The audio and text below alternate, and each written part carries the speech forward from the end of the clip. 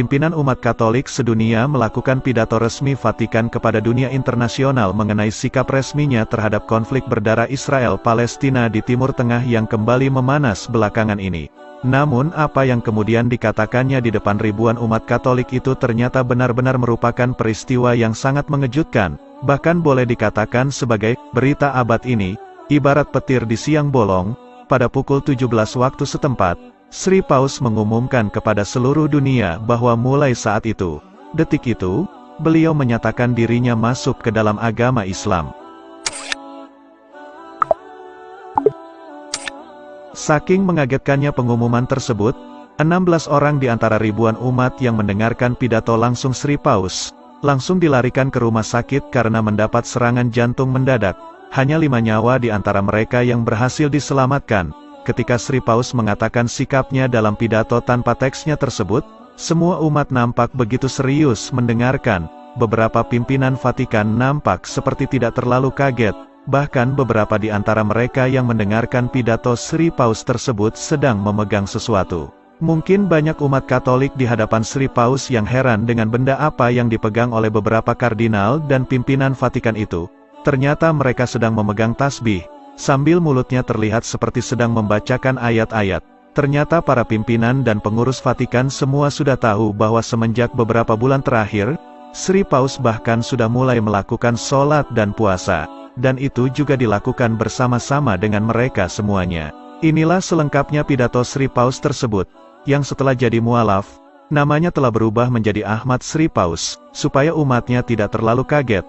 Maka Ahmad Sri Paus tidak mengucapkan salam sebelum memulai pidatonya. Yang terhormat umatku, yang berada dalam kasih Tuhan, hari ini adalah hari Minggu yang cerah. Tujuan saya berdiri di podium ini tak lain adalah untuk membuat pengumuman penting yang harus saya umumkan ke seluruh penjuru dunia saat ini juga, yang mana menurut saya, semakin saya tutup-tutupi apa yang ingin saya kemukakan itu, justru akan semakin tidak baik. Ini semua berkaitan dengan pilihan jiwa dan hati nurani saya. Sudah selama puluhan tahun kalian semua mengetahui bahwa saya adalah seorang pemeluk agama Katolik yang taat. Bahkan saya adalah pemimpin umat Katolik di seluruh dunia, sekaligus sebagai wakil Tuhan di dunia ini, atau Vicarius Filii Dei. Saya mewakili urusan Allah untuk dunia ini, memberikan amnesti, abolisi dan grasi atas umat manusia yang berdosa dengan mandat sepenuhnya dari Allah. Namun mulai kini saya tak mampu berdusta lagi. Sesungguhnya sejak puluhan tahun lalu, saya sudah tak meyakini lagi kebenaran dari agama Katolik ini. Karena semakin saya mendalami Alkitab, semakin jelas pula kesalahan-kesalahan yang saya temukan dalam kitab ini. Maka itu, saya berusaha membandingkannya dengan kitab-kitab suci yang lain. Dengan kitab Injilnya Kristen Protestan, malah semakin rusak. Dengan kitab Wedanya umat Hindu, Tuhannya juga ada 3. Barulah ketika saya mulai membaca Al-Quranul Karim, saya tahu apa yang selama ini sebetulnya saya cari-cari. Ribuan umat yang berada di hadapan Sri Paus nampak bingung dan saling bertanya-tanya. Kemudian Sri Paus melanjutkan ucapannya.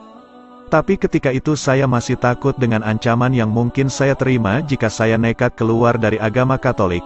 Namun kini saya berani mengambil keputusan penting ini. Saya tak akan takut lagi pada ancaman pembunuhan yang mungkin akan segera saya hadapi.